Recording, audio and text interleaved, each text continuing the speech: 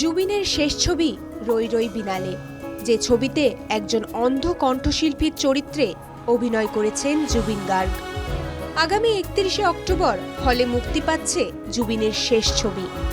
গত মাসেই আকস্মিক মৃত্যু জুবিনের। তার মৃত্যুর 1.5 মাসের মধ্যে মুক্তি পাচ্ছে রই রই বিনালে। ফলে গোটা অসম জুড়ে জুবিনের ছবি নিয়ে দেখা যাচ্ছে ব্যাপক সাড়া। প্রথম এক সপ্তাহের বুকিং প্রায় শেষ। সকাল 6টা থেকে শুরু হবে ছবির প্রদর্শন। অসমীয়া চলচ্চিত্র জগতে মাইল ফলক হতে চলেছে এই ছবিটি।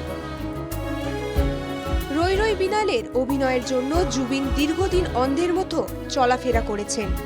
একজন অন্ধের চরিত্রকে রূপালী পর্দায় ফুটিয়ে তোলার জন্য বাস্তবেও অন্ধের মতো থেকেছেন, আর তা নিয়ে কখনো মেজাজ হারিয়েছেন গরিমা।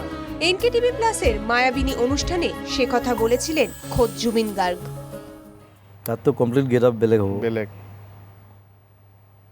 তাতে মই চিনেমাখনত মই চকুৰে নেদেখোঁ। গতিকে গৰিমাহঁতে অলপ মানে আকৌ 1.5 বছৰমান মানে অকণমান সহ্য কৰিব লাগিব। কিয়? কাৰণ মইতো যিটো গেট আপ কৰোঁ মই সেইটোৱে হৈ থাকোঁতো।